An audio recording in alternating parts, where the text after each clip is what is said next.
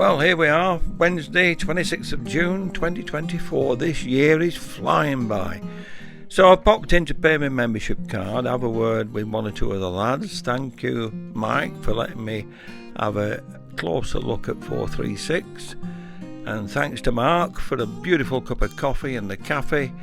And also Callum on the desk in reception. All good people. You must visit. It's brilliant. Right. What's happened to 436 since I was last here? Well, quite a lot. They've sorted out the handbrake mechanism, and I think it's connected now by the first of the rods.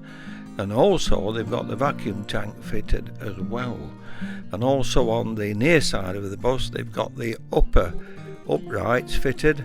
So progress is really coming on now. So we're seeing quite a few additions, and it's amazing just how many parts are in a bus, but they've only just scratching the surface at the moment. Just wait till they get the engine, the gearbox, the back axle, the prop shaft, the wiring, the bell push, the lighting, the horn, everything. But they're capable, they'll do it, and good luck to them.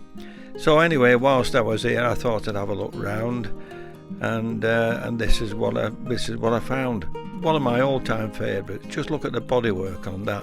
May not mean a thing to you, but I was always interested in how they constructed buses, how they got so much strength into such a slender frame. And this is the single-decker Lancashire United bus that recently has had a full repanel. And of course it's been repainted, and honestly, to see the paintwork on this, it's absolutely gorgeous. Whoever's done it, just look at that. Absolutely superb. Priceless people here, priceless. Absolutely wonderful.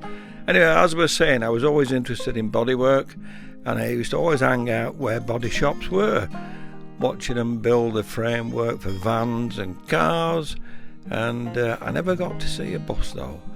But my interest at the garage is for bodywork, and just look at that from the 1920s. It's built like a chicken shed, but it's as solid as a rock. And of course the Bedford OB, and nobody's come back to tell me what the O stands for in OB, the Bedford OB. If any of you do, don't keep it to yourself, let me know, because I haven't got a clue what the O stands for. But just look at the bodywork on that, and don't forget this is from 1947. Yep, so far advanced, especially after the war. These were very austere years. You couldn't get parts or wood or anything. And 1947, and they built something as gorgeous as that. Unbelievable. There we are, the rescued bus from Wales as a holiday home, and it's now got a beautiful home at the Bus Museum in Boyle Street in Manchester. Well, that's me finished, and these are outside waiting to give free, yes, heritage rides. Right, see you on the next one. Bye for now.